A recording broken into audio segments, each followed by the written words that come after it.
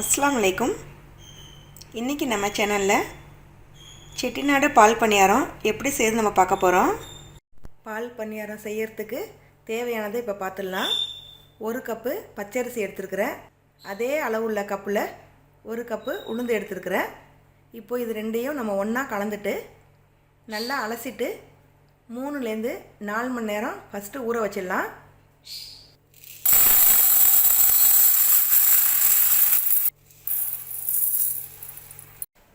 உளுந்தையும் அரிசியையும் நல்லா அலசிட்டேன்.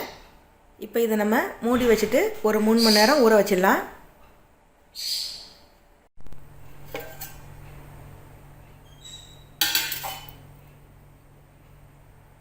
இப்போ நல்லா ஊறிடுச்சு. இப்போ இதை நம்ம ஒரு மிக்ஸி ஜாரில் மாற்றிட்டு நல்லா மையாக அரைச்சிக்க போகிறோம். இது கம்மியாக இருக்கிறதுனால நான் மிக்சியில் அரைக்கிறேன். இதுவே கொஞ்சம் ஜாஸ்தியாக இருந்துச்சுன்னா நீங்கள் கிரைண்டரில் அரைச்சா தான் சரியாக வரும். இதை மாதிரி ஒரு மிக்ஸி கப்பில் மாற்றிட்டு ஊற வச்ச அரிசியும் உளுந்தையும் பார்த்திங்கன்னா 1/2 டம்ளர் தண்ணி சேர்த்துட்டு கொஞ்சமாக உப்பு சேர்த்து இதை மாதிரி கொஞ்சம் திக்காக அரைச்சி வச்சுருக்கிறேன். ரொம்ப தண்ணியாக இல்லாமல் பார்த்துக்கோங்க. உளுந்தையும் அரிசியையும் அரைச்சி வச்சாச்சு. அடுத்தது ஒரு பெரிய தேங்காயில் நல்லா திக்காக பால் எடுத்து வச்சுருக்கிறேன். பால் பணியாரத்துக்கு தேவையான அளவு சர்க்கரை எடுத்து வச்சுருக்கிறேன். கொஞ்சமாக ஏலக்காய் பொடி பண்ணி வச்சுருக்கிறேன். இதை மாதிரி 3 கன்று உள்ள ஒரு கொட்டாங்குச்சியை எடுத்துட்டு நல்லா க்ளீன் பண்ணி வச்சுருக்கிறேன். வெளிப்பக்கத்தை பார்த்திங்கன்னா சாண்ட் பேப்பரால் நல்லா தேய்ச்சிட்டு க்ளீன் பண்ணி வச்சுருக்கிறேன். ஒரு கன்று வர மாதிரி இதில் ஹோல் போட்டுக்கோங்க. இப்போது இந்த தேங்காய் பாலில் கொஞ்சமாக ஏலக்காய் பொடி சேர்த்துக்கிறேன்.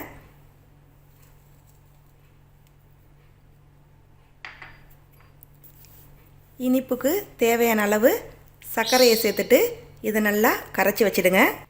சர்க்கரை பார்த்திங்கன்னா மண் இல்லாமல் நல்ல சர்க்கரையாக பார்த்து எடுத்துக்கோங்க.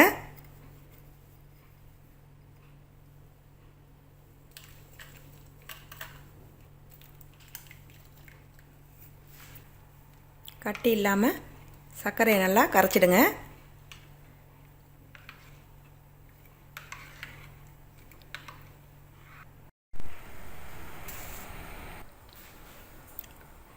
நம்ம எடுத்து வச்சுருக்கிற கொட்டாங்குச்சியில் இந்த மாவை இப்போ நான் சேர்க்க போகிறேன்.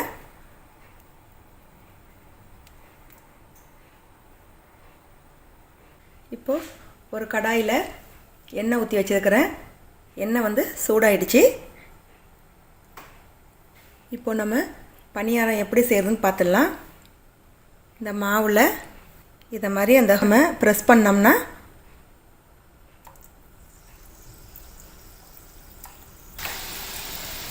எப்படி செய்யணும்னு பார்த்துக்கோங்க. மாவை சேர்த்துட்டு விரலால் இந்த மாதிரி ப்ரெஸ் பண்ணிங்கன்னா ஒரே அளவுள்ள பாலாக விழும்.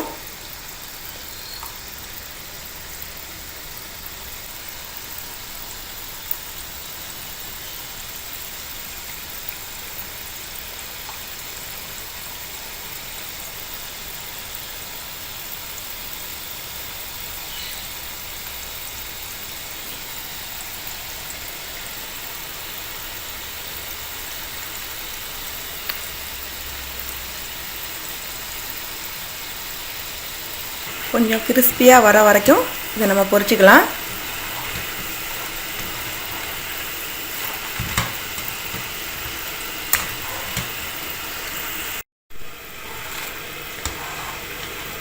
இந்த கலருக்கு வந்தோன்னே நம்ம எடுத்துடலாம்.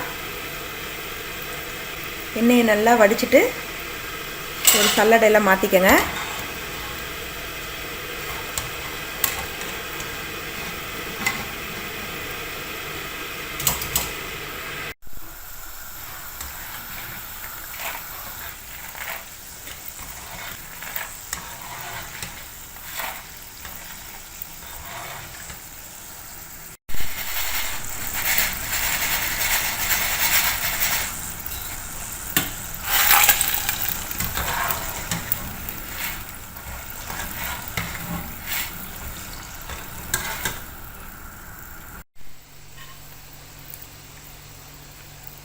இது மாதிரி கிறிஸ்பியாக எடுத்து வச்சுக்கோங்க. உள்ளே நல்லா மாவு வெந்திருக்குது. ஒரு பாத்திரத்தில் சுடுதண்ணி வச்சுருக்கிறேன். நம்ம பொரித்து வச்சுருக்கிற பணியாரத்தை இதில் சேர்க்குறேன். சேர்த்துட்டு ஒரு 10 செகண்டு இதில் வைங்க. வச்சுட்டு இதை வடிச்சிடுங்க.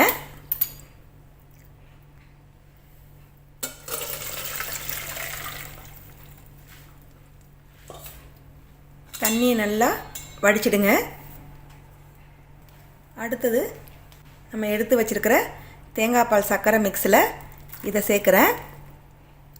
சேர்த்துட்டு ஒரு 20லேருந்து 25 நிமிஷம் இதை நல்லா ஊற வச்சுடுங்க.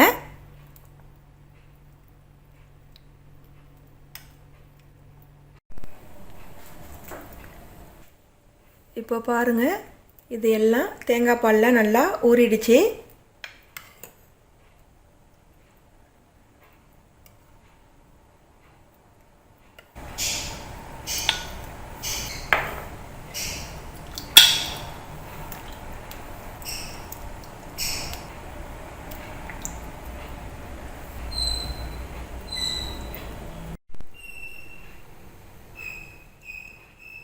இப்போது நம்ம செட்டிநாடு பால் பணியாரம் ரெடி ஆகிடுச்சு. இந்த ரெசிப்பியை நீங்களும் வீட்டில் ட்ரை பண்ணி பாருங்கள். இன்ஷா அல்லாஹ் அடுத்த வீடியோவில் சந்திக்கிறேன். அஸ்ஸலாமு அலைக்கும்.